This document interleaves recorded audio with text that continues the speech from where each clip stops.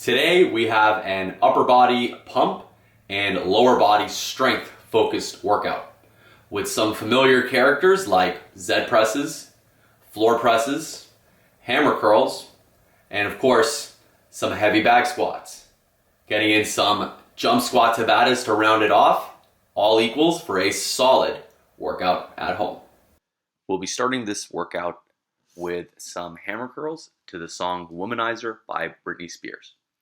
You're going to hold in this bottom position, and every time you hear the word womanizer, you're going to do a hammer curl.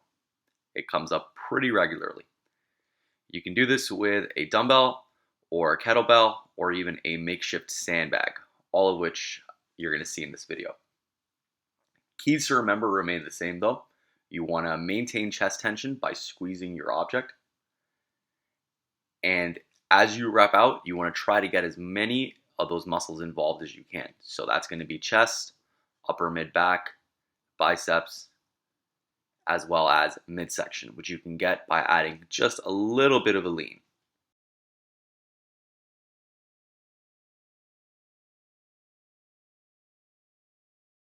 For the skull crushers, you're going to be looking to maintain chest tension by squeezing your chosen object, and then you're looking to find the angles that let you feel those triceps the most.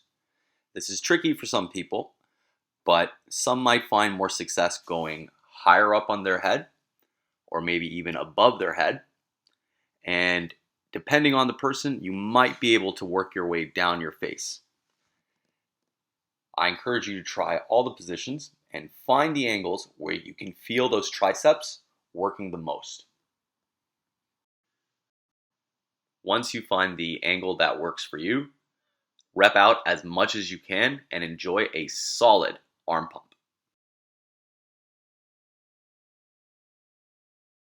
With the Zed Press, it can be a little tricky depending on the person.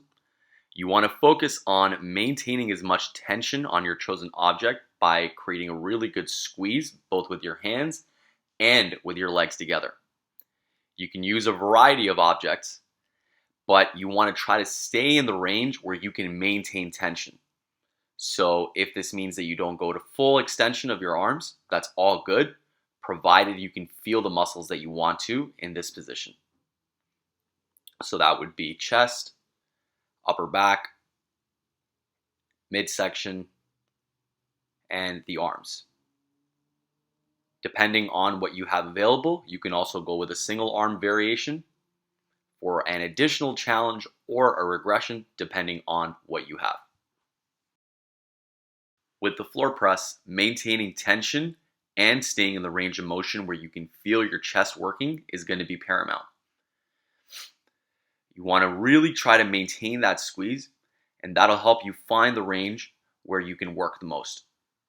Stay there and pump away as much as you can, building that pump through the chest. And again, going to a single arm variation if you need to for either a regression or a progression. But again, focus is on staying in the range that you can feel it. With no rest, you're going to be going right into a squeeze row. We're looking to do the exact same kind of motion, but bent over now. And now you're looking to primarily feel the tension through that upper back right behind the armpit spot. As you rep out, you might even feel a really good stretch through the hamstrings. That's all good. But again, look to stay in the range where you can feel the right muscles working. Next up, we'll be going for a one arm press and a hold. You're either going to do the one arm press, holding overhead for 3 to 5 seconds, or you're going to be going for a one arm push press and also holding for 3 to 5 seconds. Whichever option that you pick, you want to remember a key is to stay tight and use the other arm to help you maintain balance and maintain your position. Stay strong in the overhead position and mind your transitions.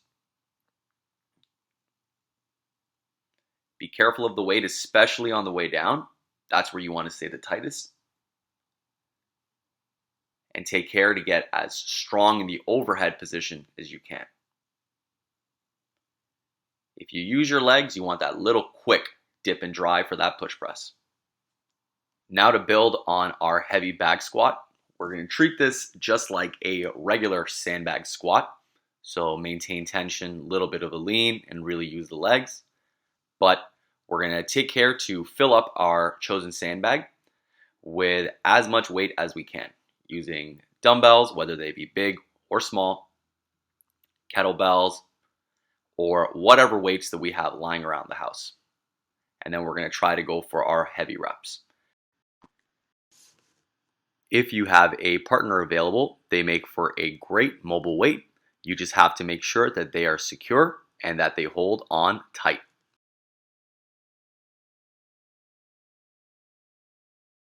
Finishing off with a jump squat Tabata. Biggest keys here are to focus on speed with the reps and being mindful of your landing so that you spare your knees. If your knees are not the greatest or your landing habits aren't the greatest, you can go with a squat version of this instead.